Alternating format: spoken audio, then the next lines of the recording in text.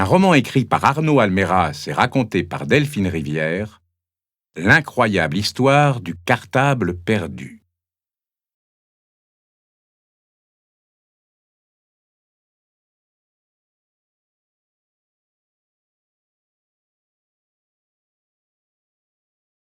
Chapitre 1. Au secours de Charlotte. Dans la cour, ce matin-là, Charlotte tombe dans les bras de sa copine Nina. « J'ai perdu mon cartable! J'ai cherché dans toute la maison, impossible de le retrouver !» Nina ne peut s'empêcher de sourire.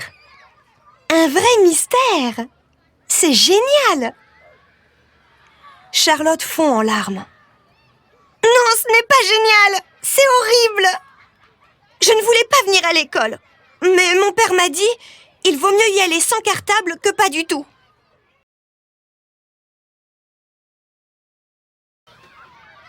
Nina réconforte son amie. « Ne t'inquiète pas, Charlotte, je vais te tirer d'affaire. Tu ne te feras pas gronder, tu peux me croire. » Nina se dirige d'un pas décidé vers Monsieur Canel, le maître qui vient d'appeler les élèves à se mettre en rang. Nina ouvre des yeux immenses et prend sa voix spéciale, toute pointue. « Charlotte et moi, on a été attaqués par un énorme chien noir. C'est la pure vérité vraie. Alors, Charlotte a voulu me sauver et elle a tendu son cartable devant elle comme un bouclier. Vous voyez ? » « Oui, je vois, » dit Monsieur Canel. Nina continue. « Et alors, l'énorme chien a dévoré le cartable, les cahiers et la trousse. C'était un vrai massacre. Oh, comme on a eu peur! Et maintenant, Charlotte n'a plus de cartable. Mais ce n'est pas de sa faute. » À grandes enjambées, Monsieur Canel conduit aussitôt Charlotte et Nina dans le bureau de Madame Bichet, la directrice. Il explique. Ces deux élèves disent qu'elles se sont faites attaquer par un chien. Nina décide alors d'en rajouter un peu parce qu'elle a encore plein de bonnes idées. « Oui, madame, on a couru comme des folles pour lui échapper. On s'est réfugié dans le hall d'un immeuble et l'affreux chien a fini par s'en aller. »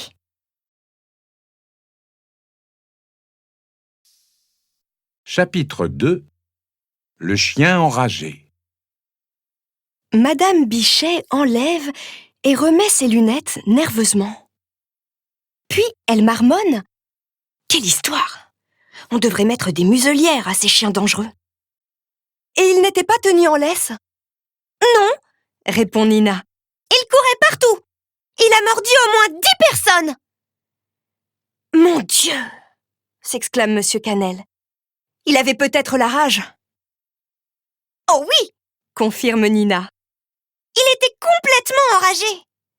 Si vous aviez vu comment il a déchiqueté le cartable !»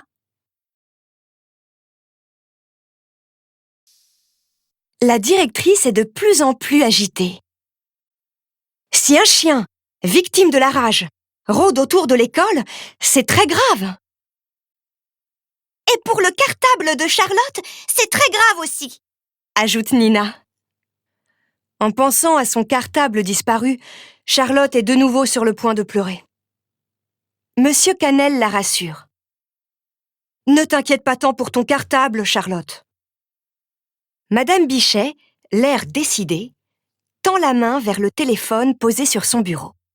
« J'appelle le commissariat. » Nina se dit « Zut, ce n'est pas une bonne idée. J'en ai peut-être fait un peu trop. »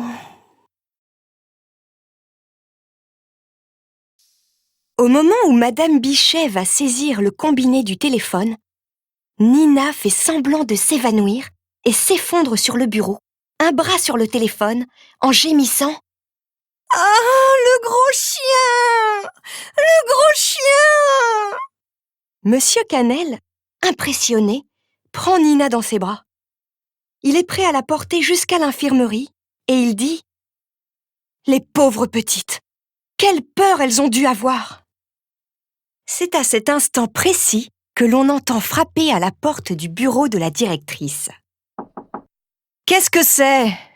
demande Madame Bichet, d'un ton exaspéré. Une petite voix répond « C'est moi, c'est Félix !» La directrice réplique. « Ce n'est pas le moment, Félix. Reviens tout à l'heure. On est très occupés avec Charlotte et Nina. » La petite voix insiste pourtant. « Mais, justement, c'est pour Charlotte que je viens. C'est vraiment important. » Félix passe timidement la tête dans le bureau de la directrice et dit à toute vitesse. « Charlotte, tu sais quoi? J'ai trouvé ton cartable dans ma maison ce matin. J'ai appelé chez toi, mais tu étais déjà partie. » Sous le regard médusé du maître et de la directrice, Félix tend le cartable à Charlotte. Celle-ci bondit vers son amie. « Oh, merci Félix !»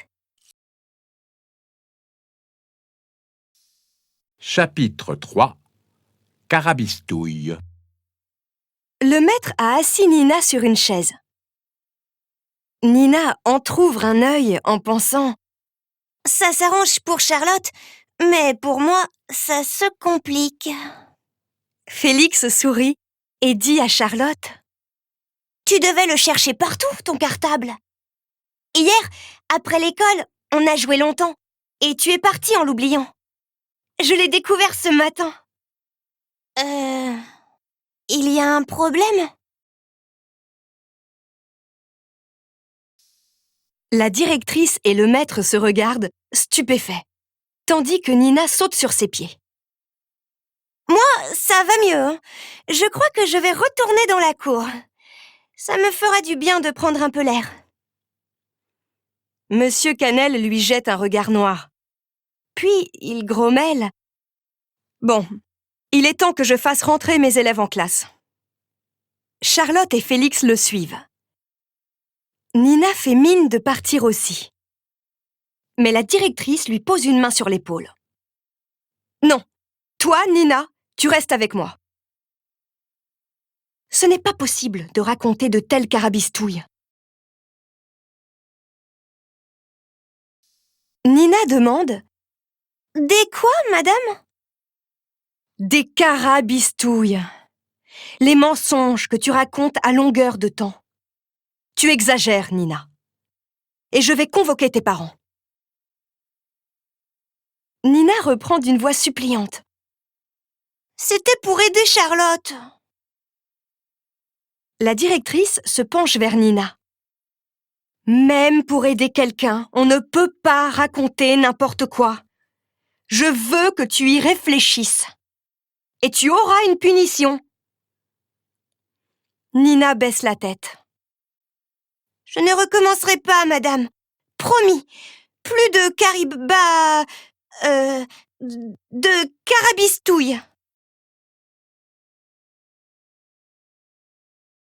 Madame Bichet soupire. « Bon, c'est la dernière fois. Allez, file, Nina. »« Merci, madame !»